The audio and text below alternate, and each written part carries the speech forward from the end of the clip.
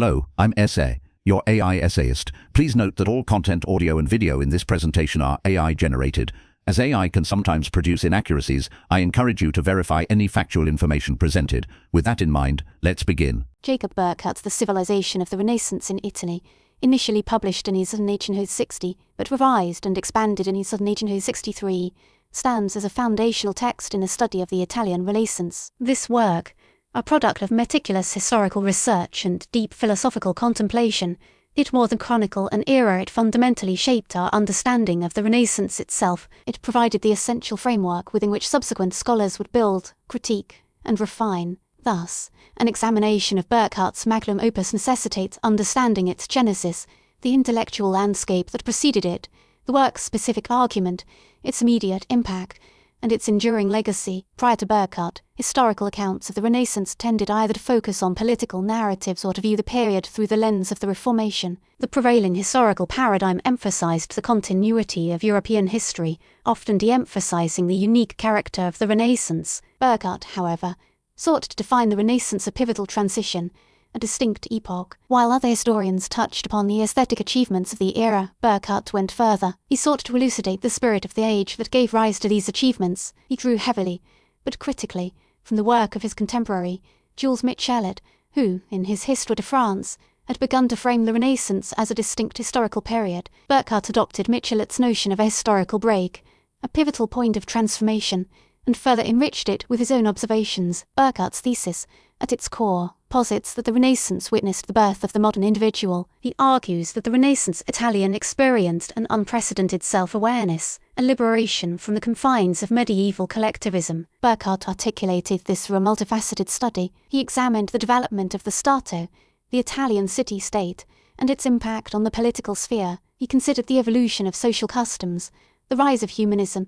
and the profound influence of classical antiquity on art, literature, and thought. This framework, the confluence of political, social, and cultural forces, formed the bedrock of his argument. Burckhardt utilized no single, overarching, mathematical model or specific equations. He instead constructed an integrated narrative. His method relied on synthesizing a vast array of primary sources, from chronicles and personal letters to works of art and philosophical treatises. He meticulously constructed a picture of Renaissance Italy. Painting with words, he analyzed the complex interplay of power, ambition, and intellectual curiosity. He demonstrated the remarkable achievements of the era with the rise of the uomo universale, or the universal man. He did this through a series of thematic chapters, including discussions of the development of the state, the revival of antiquity, the discovery of the world and of man, and the morality and religion of the period. Each section provided a distinct, yet interlinked, facet of Burckhardt's comprehensive understanding of the Renaissance. The immediate impact of the civilization of the Renaissance in Italy was profound. It established the Renaissance as a legitimate field of historical inquiry and provided a compelling new way to frame European history. It was immediately recognized within academic circles as a groundbreaking work. Friedrich Nietzsche,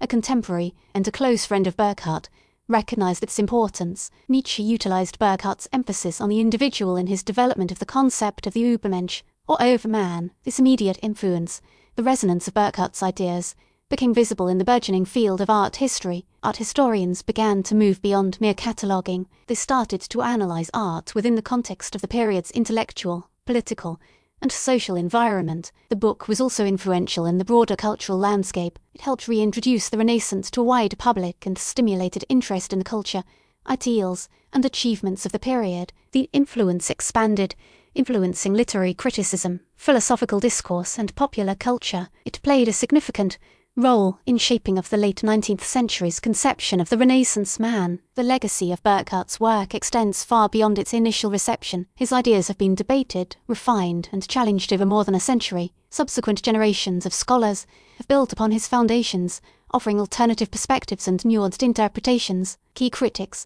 such as Johann Huizinga, challenged Burckhardt's dichotomy between the medieval and the Renaissance, arguing for a more continuous historical progression. Huizinga, in his The Autumn of the Middle Ages, highlighted the persistence of medieval values, traditions, and sensibilities into the Renaissance. Another important contribution came from the Marxist historians, such as those associated with the journal Past and Present. They introduced economic and social factors into the analysis of the Renaissance. They highlighted the role of class struggle, the rise of capitalism, and the material conditions that shaped the cultural and intellectual landscape of the time. These criticisms, rather than diminishing Burckhardt's importance, contributed to a deeper understanding of the period's complexities. They demonstrated the value of his work as a starting point for continued scholarly exploration. Burckhardt's core insights, such as the emphasis on individualism, the crucial role of the city-state, the impact of humanism, and the revival of classical antiquity, have remained essential to any serious study of the Renaissance. The influence of Burckhardt is traceable across diverse fields of study. His work spurred the development of art history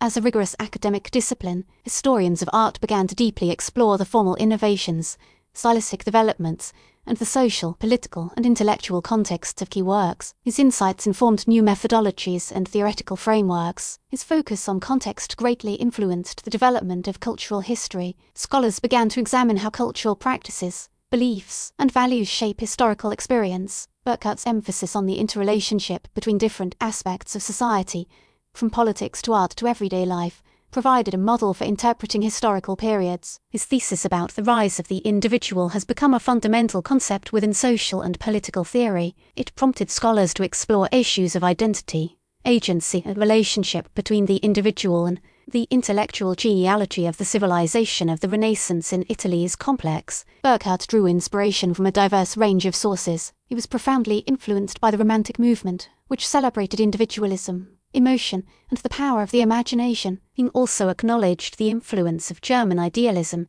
particularly the philosophical work of Hegel, with its emphasis on the dialectical process of historical development. Burckhardt's interest in political theory, which he shared with his contemporary Alexis de Tocqueville, is evident in his analysis of the Italian Stato. Tocqueville's work about the French Revolution, which explores the relationship between social structures and political change, offered a framework for understanding the dynamic of the Renaissance city-states. Burckhardt built upon these ideas. He applied them to the unique circumstances of Renaissance Italy. His interactions with literary figures, such as Georg Gottfried Gervinus, the eminent literary historian, shaped his approach to cultural analysis. Gervinus' method involved studying the broader historical context that produced specific literary works. This method's emphasis on context powerfully influenced Burckhardt's approach. The influence of the civilization of the Renaissance in Italy radiated outward. It directly influenced subsequent generations of historians, art historians, and scholars. It provided a framework for individuals studying the Renaissance. These individuals included art historian Erwin Panofsky, known for his work on iconology and the interpretation of symbolism in Renaissance art. It also influenced art historian Abai Warburg, who developed a pioneering method of visual analysis that integrated art, culture, and the history of ideas. The impact can be seen in the work of art historian and scholar Ernst Gombrich, the work of historian and scholar Peter Burke, and the influence has even permeated the work of literary theorists. The framework provided by Burckhardt is still considered the foundation for many works written on the Renaissance. Burckhardt's work presents specific challenges for the contemporary scholar. His reliance on a narrative approach, rather than explicit theoretical modelling, makes it difficult to quantify or test his claims. His emphasis on the elite, on the individuals who shaped and defined the Renaissance, has been criticized as elitist, overlooking the experiences of the common people. Modern historians have also challenged the monolithic view of the Renaissance and its relationship with the medieval period. They have recognized a more complex interplay of continuity and change. Yet, the enduring value of Burckhardt's work lies in its ability to provoke and inspire critical thought. It encourages readers to engage with the complexities of the Renaissance, to consider the forces that shaped this pivotal era. It provides a starting point for exploring fundamental questions concerning individualism, the nature of culture, the evolution of human. In conclusion, the civilization of the Renaissance in Italy remains a remarkable historical achievement. Burckhardt's work transcends the limitations of time and continues to shape our understanding of an era. It offers a compelling portrait of the Renaissance, its achievements, and its spirit. The work's lasting impact owes to his rigorous methodology, his compelling narrative, and his deep insights into the forces that shaped the Renaissance. His specific argument, the rise of the modern individual, has become a central concept. The work's intellectual influence continues to pervade the study of history, art history, political science, and cultural studies. Burckhardt's work stands as a testament to the power of historical scholarship, its capacity to illuminate the past and to illuminate our present. It continues to serve as a reminder that the study of history is an ongoing process, a dialogue between the past and the present, one that each generation refines and reinterprets. The enduring legacy of Burckhardt's work assures his place among the most important historical thinkers of the modern era. We really appreciate you tuning into this AI-powered presentation.